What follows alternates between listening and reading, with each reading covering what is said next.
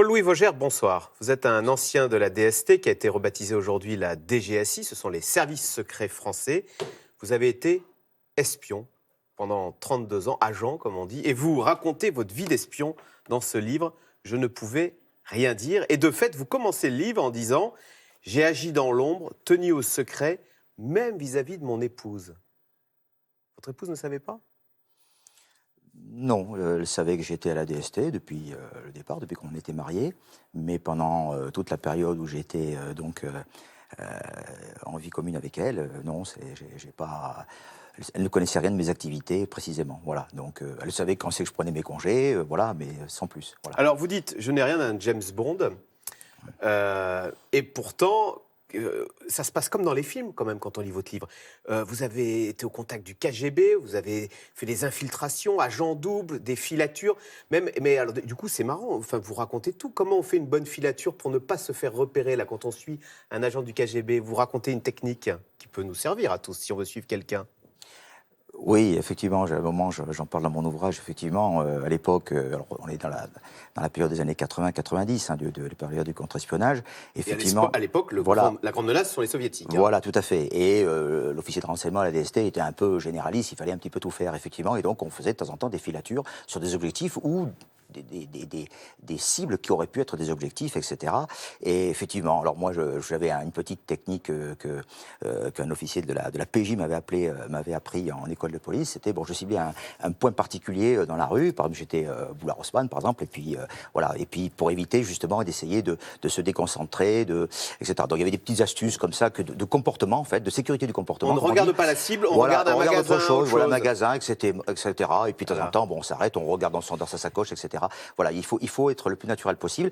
Alors, ça demande effectivement une petite formation. Alors, il y a des collègues qui étaient très doués, d'autres qui n'étaient pas du tout doués, mais qui étaient doués dans d'autres techniques, je dirais. Voilà. Donc, voilà. Alors, il n'y a pas que les techniques, il y a quand même... Moi, je ne pensais pas un jour rencontrer une personne qui peut dire, puisque vous pouvez le dire, j'ai berné le KGB. Vous avez infiltré, vous avez été agent double. Vous avez fait croire aux Russes que vous étiez acquis à leur cause. Racontez-nous comment ça s'est passé. C'était Anatole, votre contact soviétique du KGB. Tout à fait. Tout à fait. On a piégé le KGB. Bien sûr, j'ai joué l'agent double, bien sûr, en connaissance de cause au profit de la DST, de mon service. Donc vous donniez les infos tout à fait. Au KGB.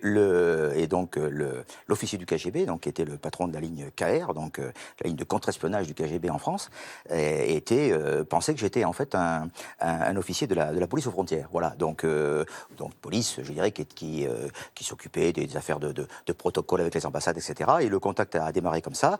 Et j'explique un petit peu l'histoire dans mon ouvrage. Et à la fin, bon... voilà. Donc les Russes vous payaient pour les infos. Tout à fait. Ils vous ont donné... J'ai joué en fait à la chèvre, entre guillemets. Et donc j'ai dit, voilà, je veux bien travailler, etc.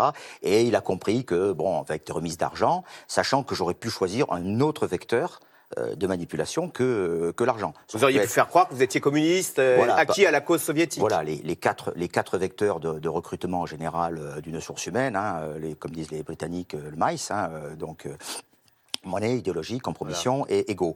Bon, j'aurais pu choisir l'ego, quelqu'un qui je dirais, peut se targuer d'avoir des infos, de dire voilà, etc. Ouais. J'ai choisi l'argent en accord avec le directeur adjoint de la DST, en disant, bon voilà, on va essayer d'appâter, et ça a marché. Le KGB vous a donné 140 000 francs, vous l'avez fait tomber, cet agent du KGB qui s'appelle Anatole, mais vous n'avez pas peur, après vous rentrez le soir chez vous, qu'est-ce que tu as fait aujourd'hui? Vous dites rien, vous avez fait tomber un agent du KGB, moi j'aurais une trouille. Non.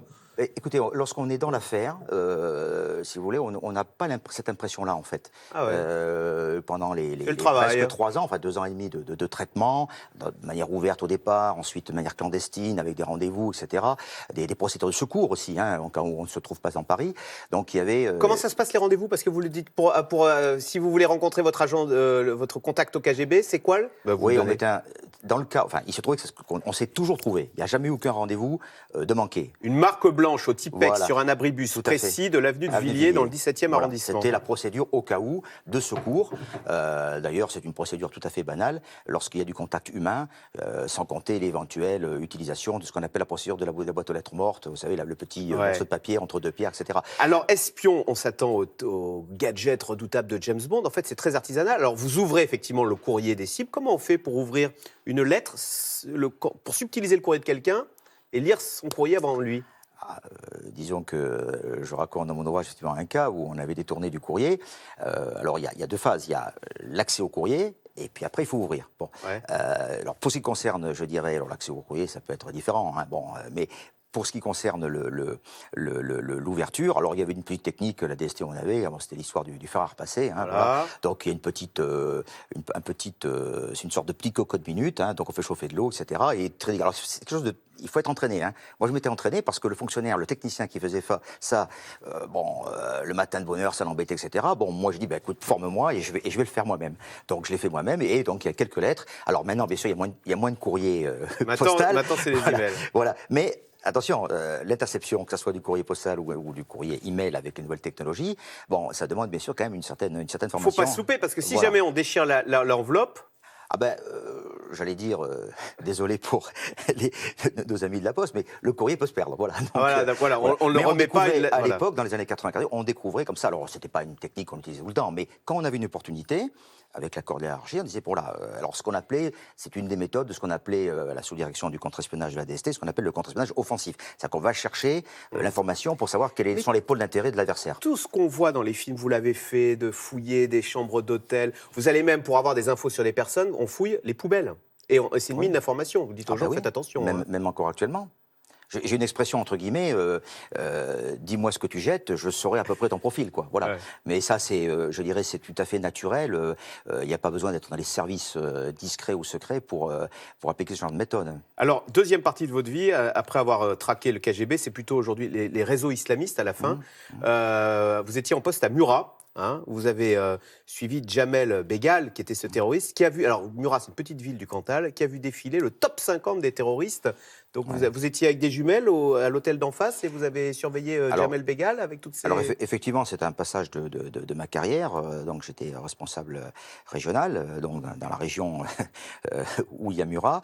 Et effectivement, il se trouve qu'on a récupéré, on a signé comme résidence Jamel Begal, qui était évidemment une pointure à l'époque, hein, donc en 2009-2010, c'était une pointure du terrorisme international djihadiste et qui avait le statut d'apatride, donc on ne pouvait pas l'expulser sur l'Algérie.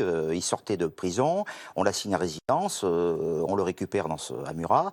Au départ, il devait partir d'ailleurs sur la Guyane. Mais il n'avait pas ses vaccins. Il n'avait pas ses vaccins. Donc dans l'urgence, le ministère et moi, on me dit, bon voilà, tu récupères, donc il va falloir le surveiller, etc.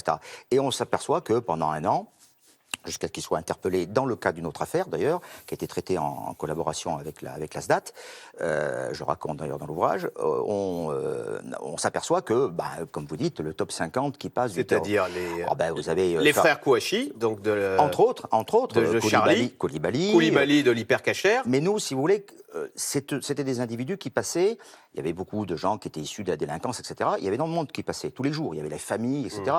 Bon, il y avait des échanges téléphoniques entre Begal et bien sûr son réseau, ses amis, ses frères, entre guillemets, etc. Il avait une aura extrêmement importante. Et toutes ces infos, vous les arriviez à les subtiliser et jamais ce top 50 du terrorisme ne s'est imaginé que vous les surveilliez avec des jumelles, en écoutant leurs conversations, etc.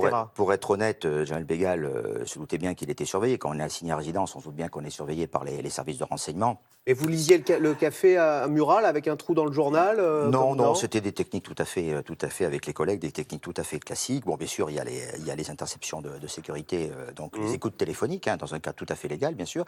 On identifie bien sûr les contacts, etc., les opérations photos, etc., une surveillance tout à fait classique, mais quand même une surveillance qui était, je dirais, quotidienne. Voilà.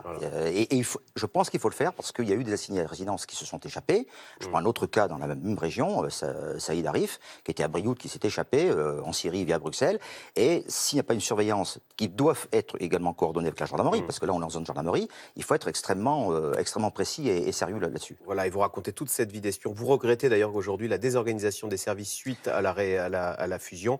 C'est passionnant en tous les cas, toute la plongée dans l'époque soviétique des années 80.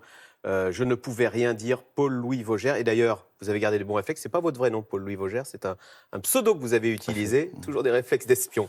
Merci beaucoup. Et donc, ça paraît chez l'Archipel. Merci beaucoup, Paul-Louis Vogère. Donc, vous restez avec nous tout de suite. C'est dans l'air.